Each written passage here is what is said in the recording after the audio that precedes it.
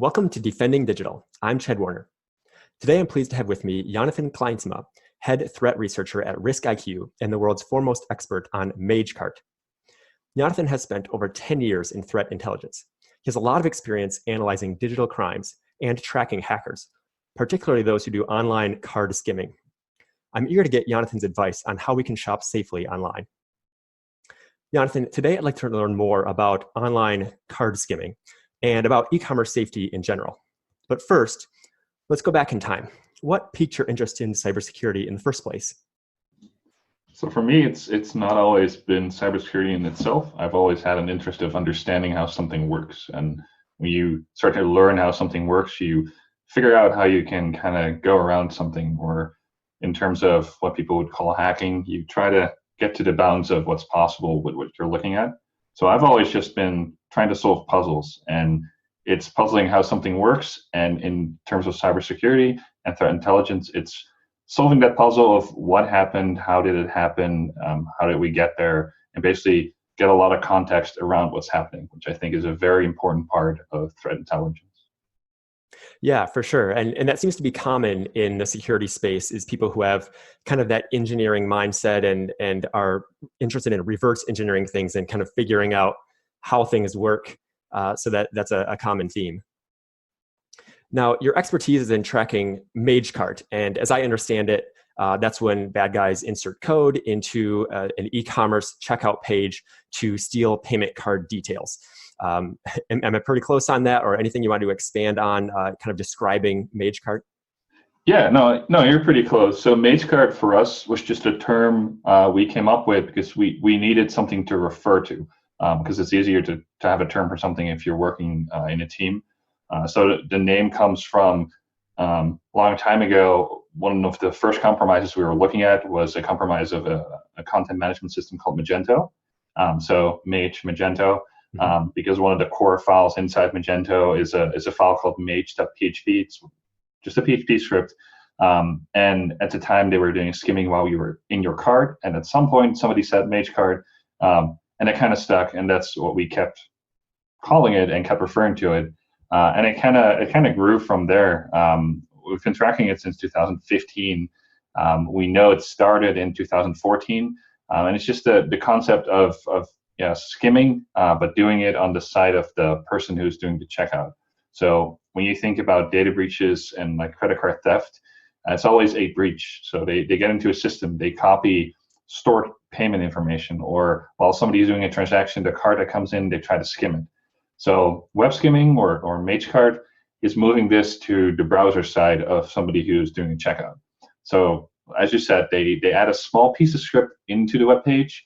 And while you're doing your checkout and you hit that payment or like submit order button, right before it sends it off, it quickly runs some script to pull down the payment information you entered, and it sends it off to a server owned by the bad guy. So they're basically like collecting payment data, which they can later sell or use in fraud. Now we kept with the name Magecart because it also helps in kind of exposing it in media. So the first time we published was 2016, and well, we came up with the name so nobody heard of it. But the whole concept was, like I said, we saw a group of criminals starting this in 2014, kind of like figuring out how to do this properly. And it evolved over the years to it currently being like a really big thing. And it's only growing. And, we use this term Magecart just to get people's attention to it, just to get people to read about it, to understand it and refer to the same thing. And we can slowly let the term Magecart in itself go, maybe. We have some tracking where we call certain criminal groups Magecart Group 1 to Group 13 that we have published on. For us, it's we don't want to give them any kind of fancy name that would, I don't know, make them seem bigger than they are. We just put a number on it. That's more than enough. But yeah, it comes down to sort of an evolution in how you steal payment data and you kind of move it to the person that's actually doing the checkout. And there's just so many ways you can get that small script running on a website. It's not even about breaching an e-commerce website itself anymore. If you think about if somebody runs a website and they have a big website, they'll have ads on there. They'll have all kinds of external processes running, external suppliers, basically a supply chain, but then for websites. All kind of content is being pulled in It's all happening on the person that's viewing the website. It's all happening in their browser. Now, you don't have to compromise the e-commerce site anymore. You can go after one of these companies that runs external stuff for somebody on their e-commerce website. So if you take an app provider, you're able to compromise an app provider, you can get on all the websites they will advertise on. And that's just one of the approaches, and that's why this web skimming is such a big thing. Like one of the big breaches we published about Ticketmaster, they were never compromised themselves. They have it set up really good. They have security teams. They're a big organization. However, they have external providers, and 2 of their external providers were compromised, and it's something they had, well, not that much insight on because it doesn't run on their side. It runs in the browser of the person who's doing, his checkout, who's buying tickets for a concert. So all in all, it's a bigger problem that's it's kind of growing. Yeah. So you talk about the growth of it over time. At this point, do you have any idea how many websites or how many consumers have been affected? No, that's very hard to track. So if you think about an e-commerce site directly, you can kind of count, and sure, we've seen tens of thousands of those. That happens. But if you think supply chain, we've had one incident where the actual skimming code ended up on over 100,000 websites. Now, those websites weren't all e-commerce sites though. So a bunch of it kind of was like, it was a shotgun approach pretty much. So they went for everything and then see what comes back. Not everything being e-commerce, not every time they were on an e-commerce site, they were on a checkout. So it's really hard to filter down. Mm-hmm. If we spend a lot of time on it, sure, it's a very lengthy process to go through all those things. So in our eyes, from one incident to 100,000 websites, it's from there on for the amount of websites that got hit. It's just a growing problem. Yeah. Now you mentioned that you've kind of grouped some of the groups and given them labels, group 1, group 2, things like that. Is there anything else that you've learned about the people behind MageCart? Yes, some of them are, like I said, like the first group, those were people who were in the sort of carding, so theft of credit card schemes. They were in that sort of underground economy for a long time. It's not something you just jump into. Before they were doing web streaming, they already were running a reshipping company, which is where you find mules in the US, which you tell, I'll ship a package to your front door and you just have to ship it on to an address I tell you. The reason they do that is they can get expensive tech in the US that's not sold in their region. They can resell it. That's kind of the idea behind it. They were running this before they were going into web skimming because they were doing traditional car theft by breaching organizations. That's where they started. And they started pioneering a way to go at it a different route where you don't either have to compromise the e-commerce site directly or you don't have to mess with the internals of an e-commerce site.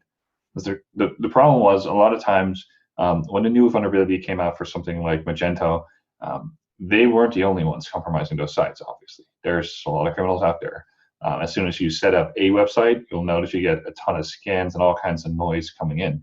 The problem was all these people were jumping on the same website that was vulnerable. A lot of times it would break the website. So every time a new vulnerability came out from Magento, we would see waves and waves of Magento websites just erroring out. They wouldn't work anymore because half the automated tooling these guys were using would sort of conflict with each other.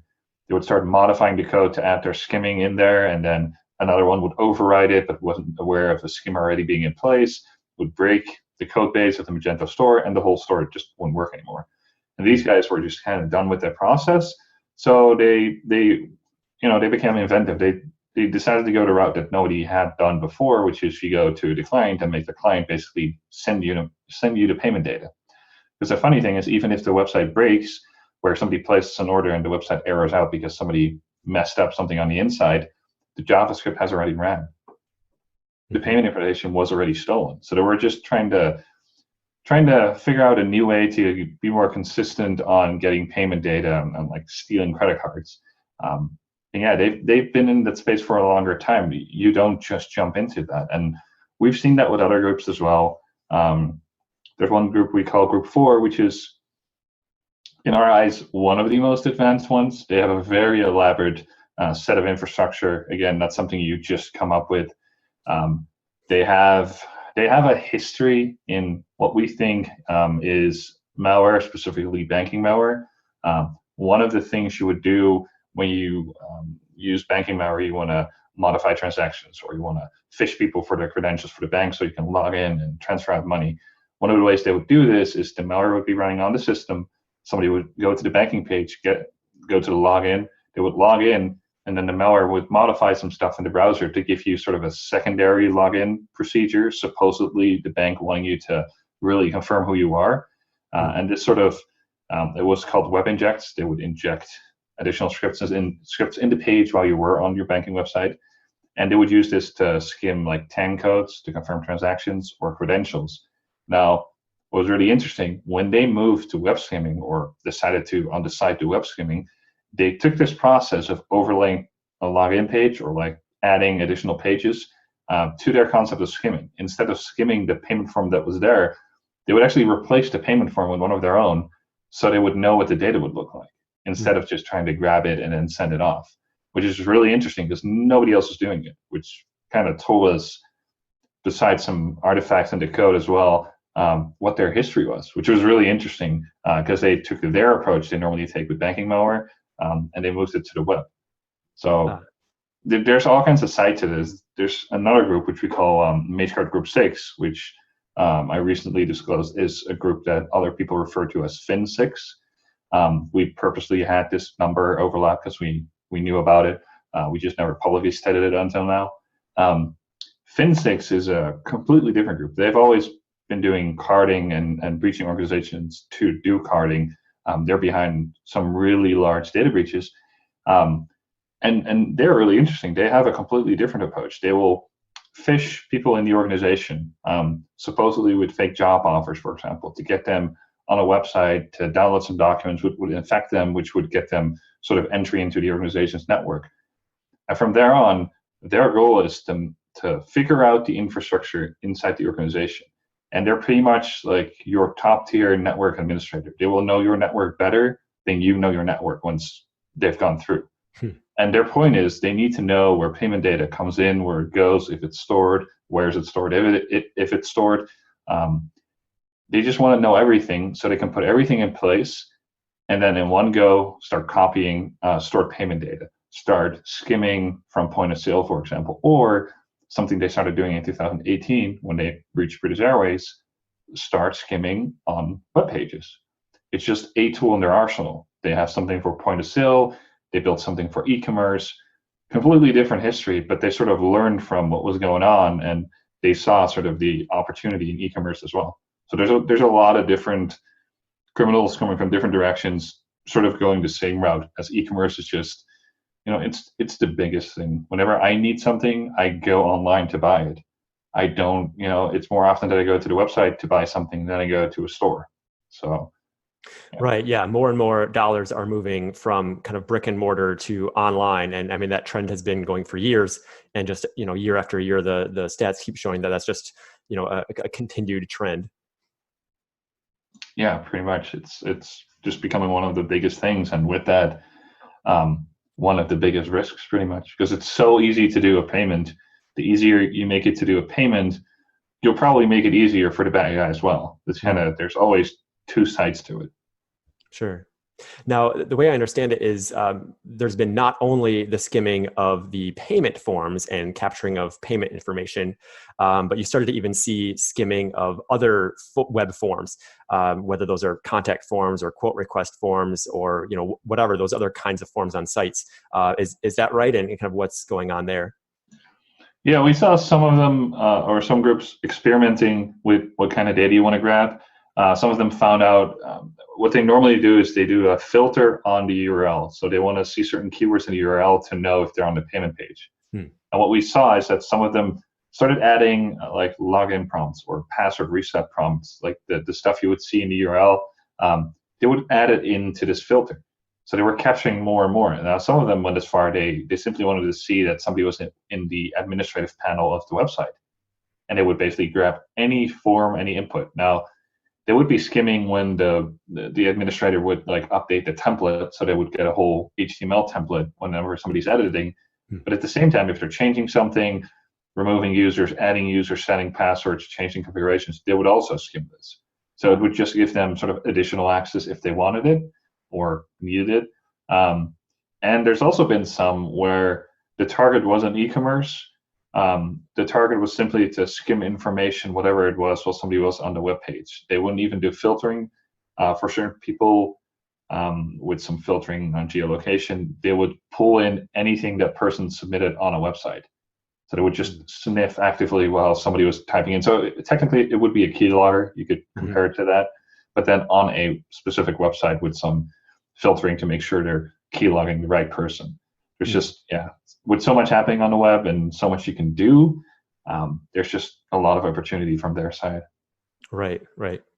Now, you talked about everything from small, Magento sites that, a small business or even an individual could launch, all the way up to sites like Ticketmaster. Are there any types of sites that seem to be more vulnerable? Is there safety in kind of a larger, more recognized site that has, security staff versus, some smaller shop that doesn't have that kind of staff? Or do you see any kind of trends there? Yeah, it's always very hard for people that focus on their business and their product and then add e-commerce as like a side thing to do more sales to be really vested and knowledgeable in that area. And that's just a big thing we see. Like the small mom and pop stores, they get compromised. They will never know they're compromised until law enforcement knocks on their door or we sent them a message or whatever way there's a notification coming out. And that's just, that's part of it. And the bigger the store and the more knowledgeable they are on what's going on, you'll notice they'll be taking more care of their store. Anything from doing updates to actually checking in to see what's going on to having security staff. And the bigger that store gets, the more you'll see of that. So large organizations, things like the large retailers in the US, they have an online presence. They will have a ton of eyes on it. They will have a big infrastructure behind it as well. They will have security controls in place on that infrastructure. There's a lot to that, and as bigger as you grow, you'll need more of that. But as you've seen with Ticketmaster, there's still gaps where it's a visibility problem. That external supplier thing on the web is just a visibility problem. You can look as much to everything you own, but if you have an external party and you allow them to run scripts on your website, they are part of sort of your online digital footprint. That's kind of the deal, and that's something that's over the past year or so, it's becoming people are thinking about it more, especially with some of the publications we've done. People are really going into it like, okay, whoever I allow access on my website to do something, they pretty much are part of me. So if they get compromised, I get compromised. That's kind of the thought finally. But then that's something they're focusing on. But those smaller stores will, they will stay a problem. Like I said, they won't have the knowledge, or they spend time on their product and their services, which is what they want to improve, and then they won't look at their e-commerce site besides accepting orders for like a month. Maybe there's a big vulnerability that comes out, they don't know about updating it, and you'll have more skimmers on those websites. And we've seen those examples where it's just never cleaned up, and we've seen examples where there's like 9 different skimmers on one website. So if you do a payment, you're paying to 10 parties in the end. Oh wow. That's it. It happens, and it's a problem for those small stores. And it's kind of like when WordPress was a really big target, and people still complain about WordPress always being a target. The thing with WordPress is the core is really good, and sure, it'll have issues that come up and it'll get fixed. You can put in automated updating, all of that. WordPress, like most vulnerabilities from what we see and what we see abused, it's external plugins that people put on their WordPress website. And it's the same for Magento. There's certain guidelines you can follow to make sure that you have the latest version. That's one. Enable updating, check in like every week. Just make sure you check in, see if there's updates. But don't install anything external you don't need. That's like the easiest one is just get a really clean base Magento installation and keep it up to date. You'll be safer than people who constantly update and have a billion plugins installed. Sure. It's and it's an open source platform, so the good thing is people will be auditing it and it will get those updates. You also have the options of like hosted content, things like Shopify, where you can set up your own store. It's externally managed. It will cost you something, but it takes away a lot of the pain. So my advice, if you're like a small store, you want to start this online presence, which is really good. It will expand your business. Try to first go to a managed solution. It will save you a lot of headache of administration for one, but it'll also save you that headache of that updating, being a platform, and maybe theft comes in. If that happens on something like Shopify, it will be a really, really big deal. They have a lot put in place to avoid those things. They have better controls than you will be able to put in place on your own, especially when you're starting. So yeah, that's like our advice is, if you really want to run something yourself, keep it like vanilla, keep it really clean, keep it simple, and just keep track of it. But if you don't want to go that route and it's too much headache, just go to a provider. They can set you up really well, and it doesn't have to be that expensive, and you can avoid a lot of things like this. Yeah, right. I mean, it's in one sense, it's great that the barrier to entry has fallen so far in terms of small businesses or individuals being able to set up their own e-commerce sites. But yeah, like you mentioned, people doing that, they're focused on selling their products, selling their services online. They are not prepared to handle website security. They're not prepared to put protections in place. That's the furthest thing from their mind, and unfortunately, it often stays far from their mind until an incident. So yeah, if you can go with a service that already has the infrastructure in place, they've got their server set up right, they've got like you said, the eyes watching. I mean, that's just a world of difference from somebody just running a site and checking into it a couple times a year. Yeah, because it's just the biggest amount of sites that we see hit are just small stores, small providers that are they have an online presence, but they're not really wary of what's all going on, not really keeping it up to date. They're just pushing products, which is absolutely fine because that's your focus, that's what you're good at. And those tend to just be the problems. And sure, you'll have those big hits where a large organization get compromised and we'll get a skimmer on the website. It happens. It's something to recover from. It's something to investigate. How did this happen? How can we avoid this?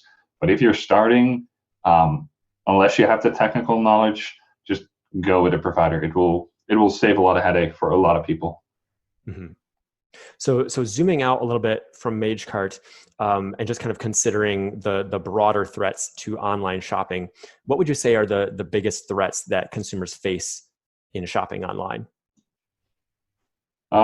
It's pretty broad, but if you think about online shopping, the biggest target is always those cards. It's about money in whatever way you can get money.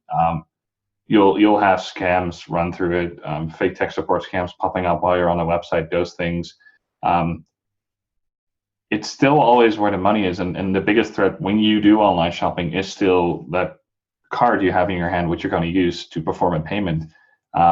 There's a lot of what we call sort of side hustles, like tech support scams coming up. Maybe you'll be treated to a fake flash update, or you're supposed to update your Chrome browser here, download this, install it. Might get you anything from adware to actual malware. That's still sort of what like I said, it's like side hustles. It's not the really big thing. You might have some stores in that are fake stores, for example. Place your order, never arrives, but they charge your card. Mm-hmm. Those also exist, but still payment data for if you're a criminal. That's what you're going for, because you can resell this payment data, you can use it yourself. It's always your biggest target. Those side things, they will make some of the money, but the majority focus is still card data, and that's just online payments. That's the thing. There's always other things which are slightly outside of the scope, but you can think, what do you call them, like fake products. Amazon apparently had a big problem with it recently, where people found out that there's a lot of fake products being pushed through Amazon because they just have a hard time screening that amount of products that they're offering. Mm-hmm. That is a thing, but it's kind of outside of my knowledge. At least we have some things put in place for our customers that are affected by this, and we do checks for them to see where they're, where are they presented online supposedly to figure out, this is an authorized place where our products are being sold versus this is something we didn't even know about. We need to check this out. It's something we can do, but yeah, it's kind of outside my scope. I stay with where the bad guys do direct sort of, or are a direct threat to someone who's doing online payments. And like I said, there's some scams in there. There's some people pushing adware, some malware, but the majority is still that piece of plastic in your hand. They want to know the numbers that are on the front and back. Yeah. So if someone is at home and they're shopping online using their computer, tablet, phone, whatever on their home network, what kind of steps should that shopper be taking to make sure that they're shopping safely? So it starts at the basic is, do you trust this website? It's like the bare basic one. Just do some checks. My wife does this all the time where she finds something online, she just sends me the link of the store. She has the advantage that I can pull it through our RiskIQ data to see if there's something like a skimmer. But besides that, I always do reputation checks. How long has this store existed? If you can figure it out, sometimes you can see it on like contact pages or about pages. See who the actual owner is. A lot of times you'll notice there's these stores that only existed for like a year, and the owner is a organization based out of China. And well, in itself, it's not bad, but if they are selling products that are really a lookalike of something else, and it's a Chinese-owned organization, you can kind of guess where that's going. And one of the things we do, and that's just sort of the nature due to all the skimming, is when we find a product, we check to see if it's available at a place like Amazon. And I know that's bad for the small stores and small suppliers out there. One thing, if it is their product and it is sold through Amazon, they will still get their income. We just, I trust Amazon checkouts a lot more than regular like self-hosted stores, for example. Sure. Because one of the things I try to avoid is when I do an online payment is to directly use my card. And what I mean by that is on Amazon, you can store your card, for example. You have your payment already stored somewhere and they can authorize this internally. It's never in your browser. So if somebody gets a shipped on the Amazon store, I'm good. I've got my card stored. The only thing they can take is maybe my address because it's displayed, but they can never have my payment data. Or some stores offer this, Apple Pay. There's these sort of mobile-based payment systems like Apple Pay. They don't actually use your card directly. The card information is not actually sent. There's sort of a one-time token which is transferred together with, it's sort of a card which is temporarily tied to your card, like in between, and they get that token which works one time, only at that time, you can't reuse it. That's sort of in a very basic way explain how Apple Pay works. But that means even if they skim that data, there's nothing they can do about it.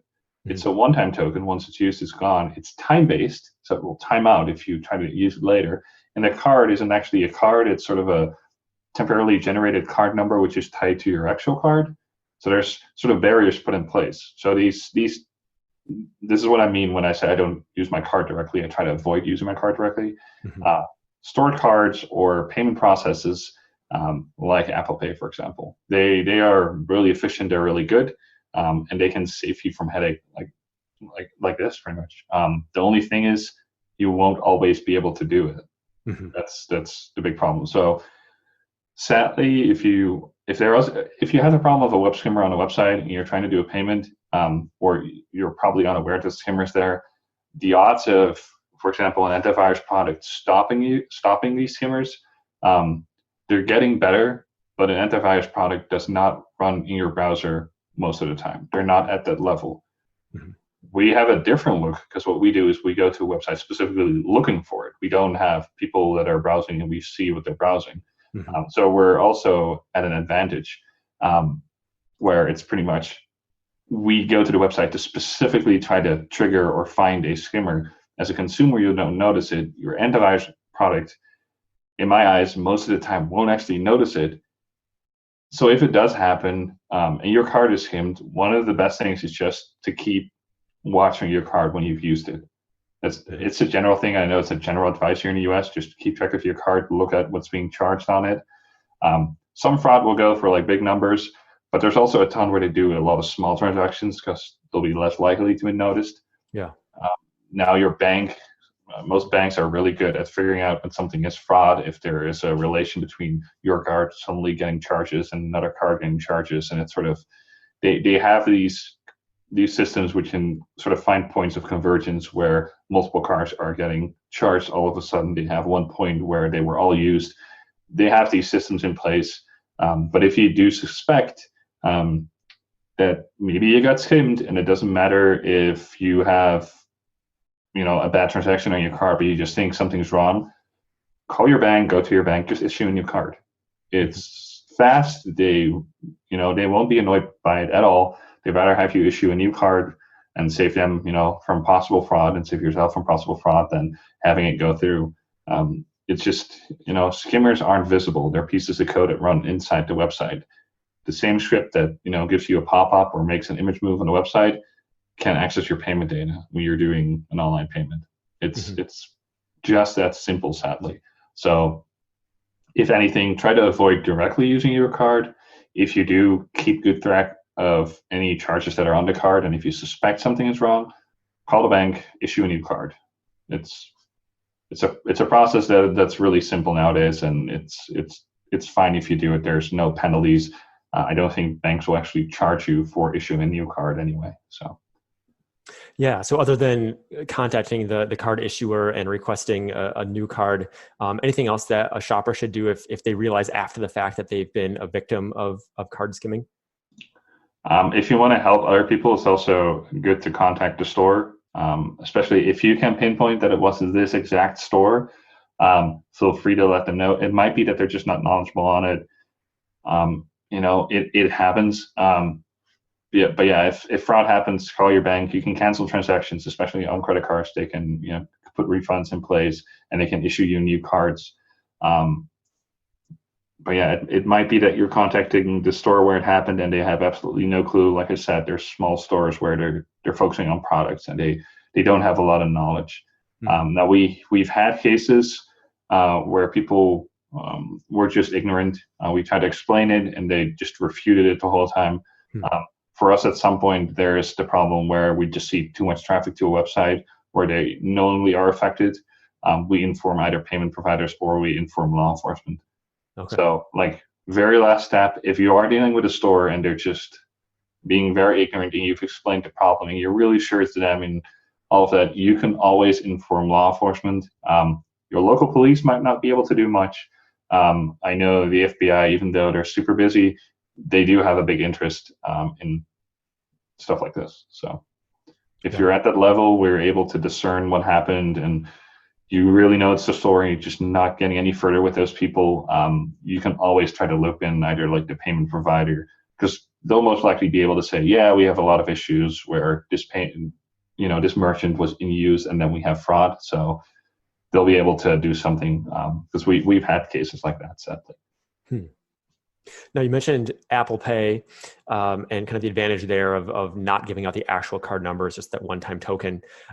Would you say that other digital payments would be preferable to the credit card? So things like PayPal or like a virtual one-time credit card, would those other methods be better than just using the actual credit card too?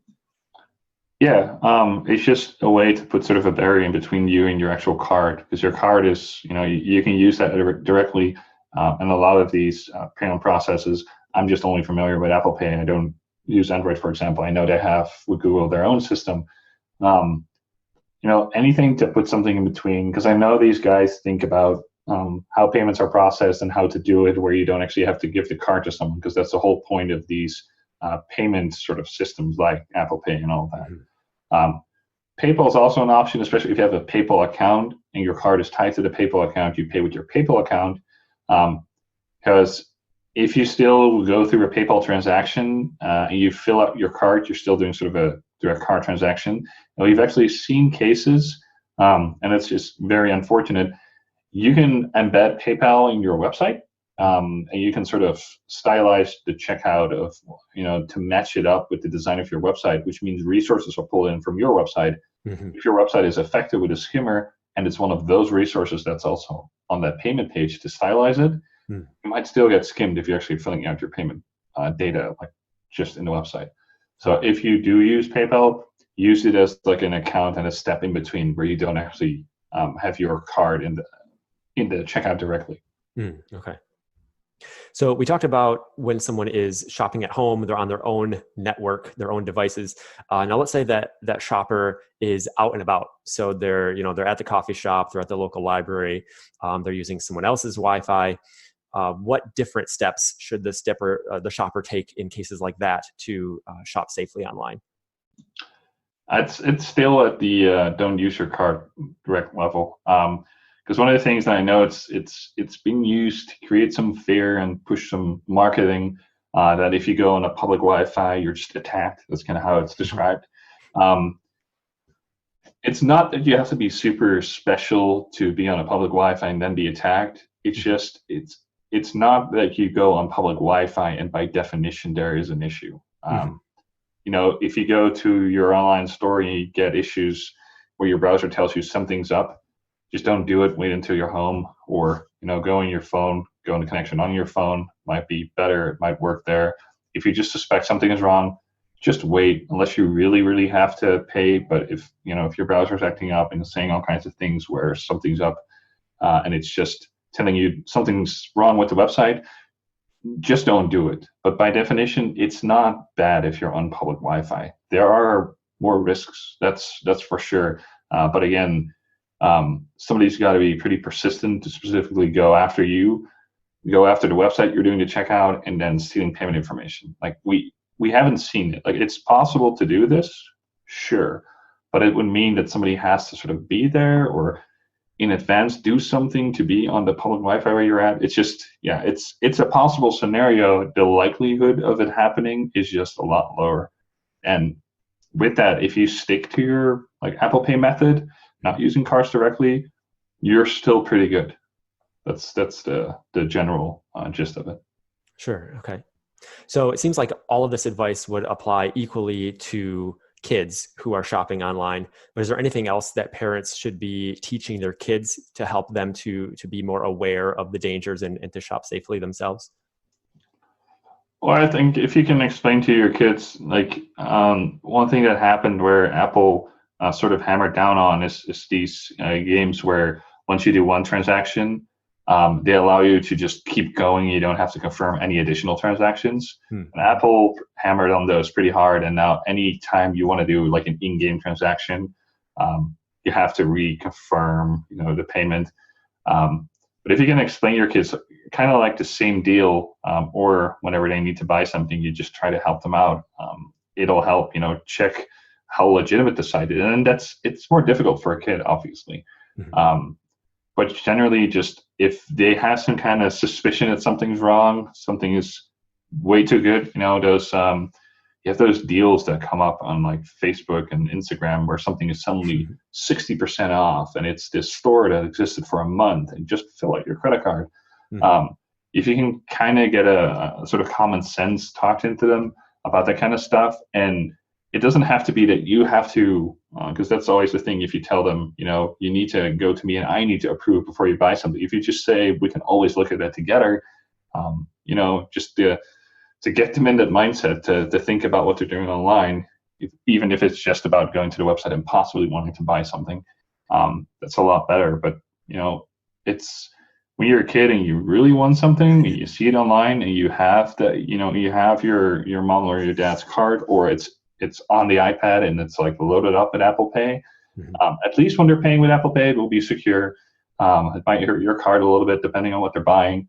But yeah, just make it a process of them, not that you need to be okay with what they're buying, but you're going to check out together what's going on with the website, and okay, you want to buy it, but who are you actually buying from?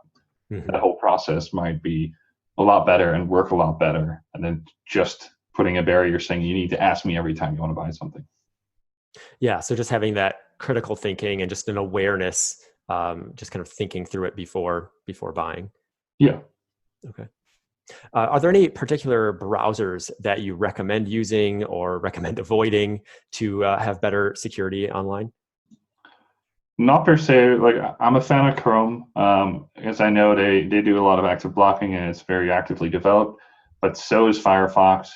I have a personal preference to not use Internet Explorer or Edge, what it's called now. It's just I'm not a Windows user, and I just don't like the browser.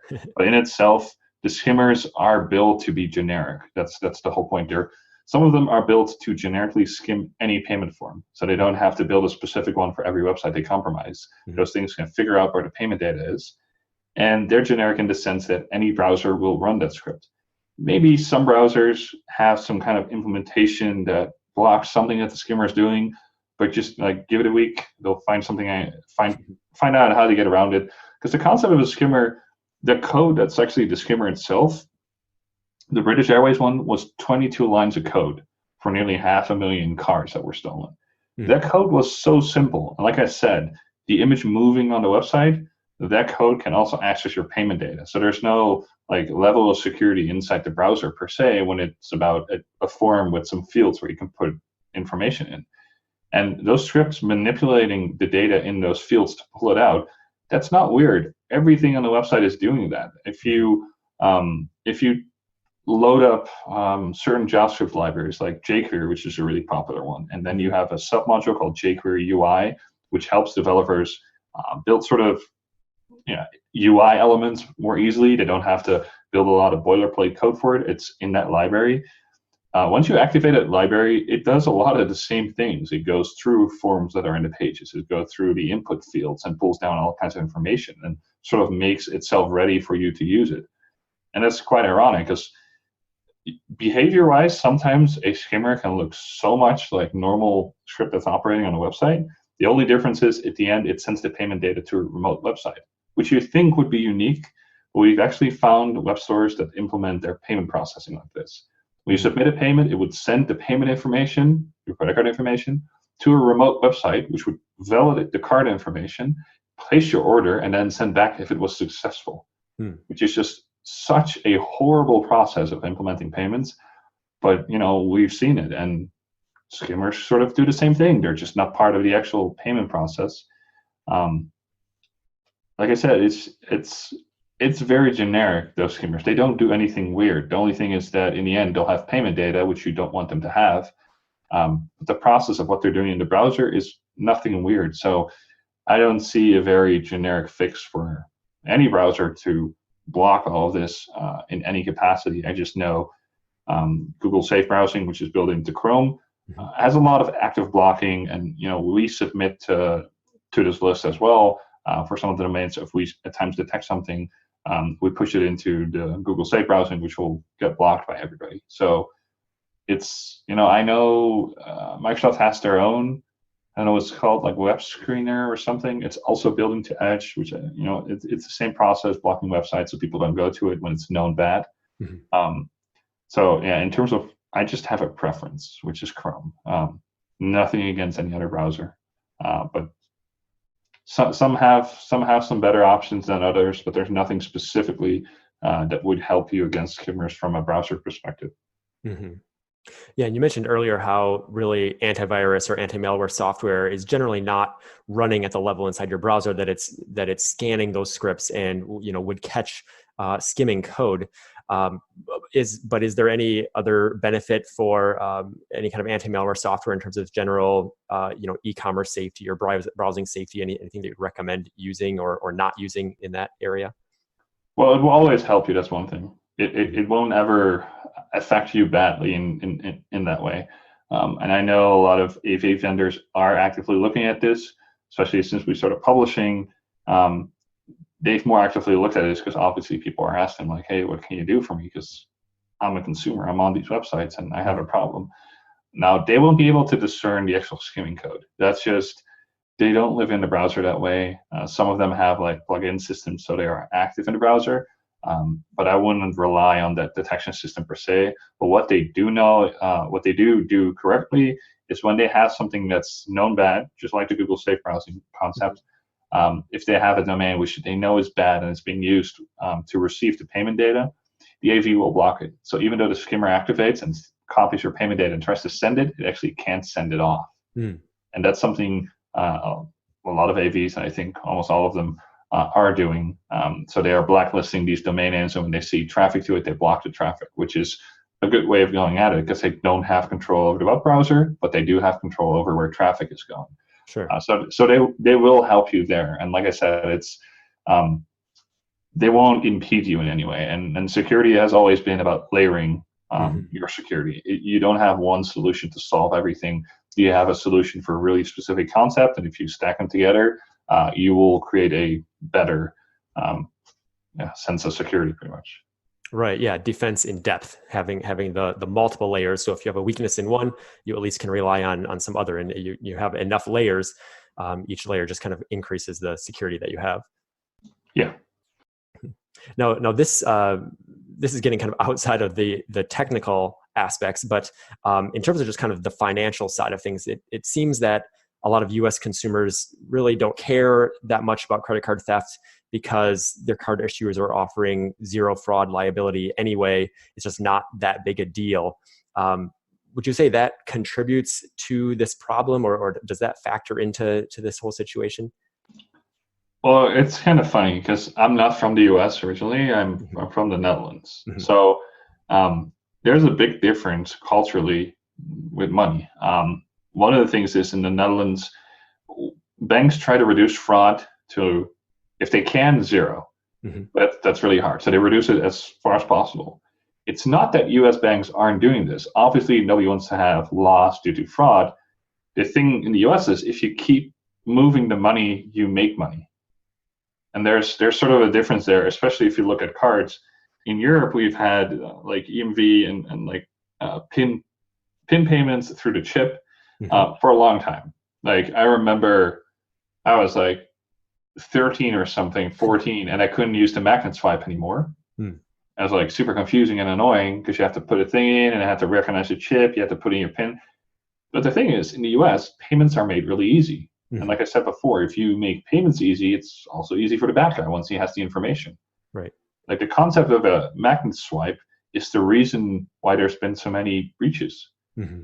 If you think about, for example, like the Home Depot breach a long time ago, was the data that was stolen was track data. Track data comes from magnet swipes. And the fact that you can just swipe your card and the transaction is approved is, like in my mind, was always kind of insane because all you need is that magnet swipe. That's why people clone cards, because it makes it really easy. You clone the magnet swipe, you don't per se need a PIN. Sometimes you do with big transactions, or if you go to an ATM, you need the PIN for it as well.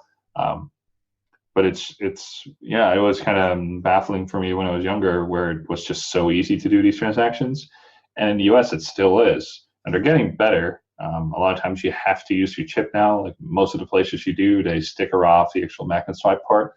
But if you go to places where they don't have an active connection, for example, so their payments are batched, you do a magnet swipe. They take the track data as sort of an approval for a transaction. They batch this together to do all the transactions later when they have connectivity or when they process their payments. Those are places where you can still skim track data, which you can put back on a MageCard and then use for fraud. Yeah. Payments were made really easy in the US. That's the thing. In Europe, we've had that, but we moved on from it because it really doesn't work. It leaves too many open possibilities for fraud. Now, in the US, they can completely remove the magnet swipe. They just can't, because there's places where you don't have an active connection. Mm-hmm. You swipe, you do a transaction. Some of them you have to, those where you put a paper over your card and you sign it.